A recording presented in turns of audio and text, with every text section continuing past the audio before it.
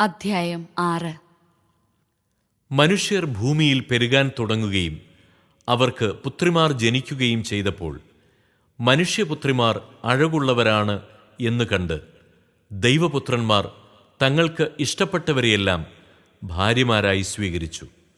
അപ്പോൾ ദൈവമായ കർത്താവ് പറഞ്ഞു, എന്റെ ചൈതന്യം മനുഷ്യനിൽ എന്നേക്കും നിലനിൽക്കുകയില്ല. അവൻ ജഡമാണ്.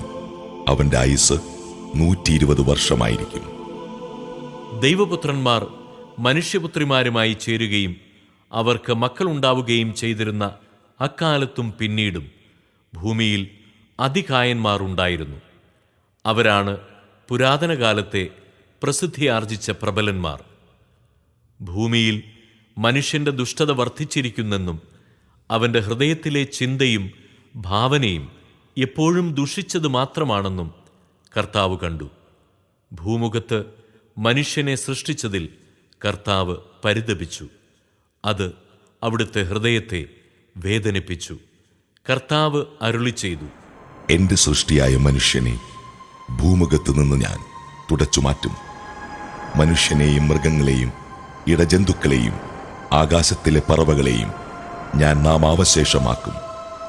അവയെ സൃഷ്ടിച്ചതിൽ ഞാൻ ദുഃഖിക്കുന്നു. എന്നാൽ നോഹ കർത്താവിൻ്റെ പ്രീതിക്ക് പാത്രമായി. ഇതാണ് നോഹയുടെ വംശാവലി. നോഹ നീതിമാനായിരുന്നു, ആ തലമുറയിലെ കറയറ്റ മനുഷ്യൻ. അവൻ ദൈവത്തിൻ്റെ മാർഗത്തിൽ നടന്നു. നോഹയ്ക്ക് 3 പുത്രന്മാരുണ്ടായി: ഷേം, ഹാം, യാഫത്ത്. ദൈവത്തിൻ്റെ ദൃഷ്ടിയിൽ ഭൂമിയാകെ ദുഷിച്ചതായി തീർന്നു. എങ്ങും അക്രമം നടമാടി. ഭൂമി ദുഷിച്ചുപോയെന്ന് ദൈവം കണ്ടു.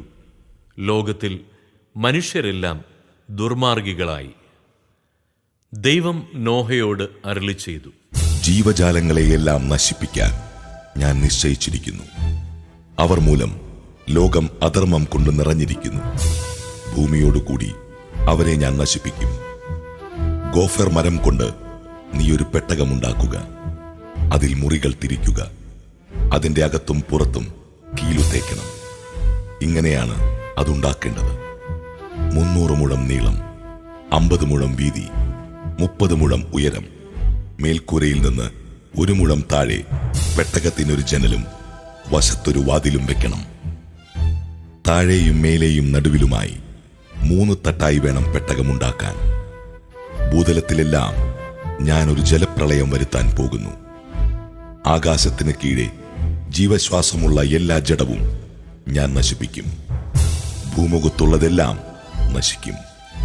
എന്നാൽ നീയുമായി ഞാൻ എൻ്റെ ഉടമ്പടി ഉറപ്പിക്കും. നീ പെട്ടകത്തിൽ കയറണം.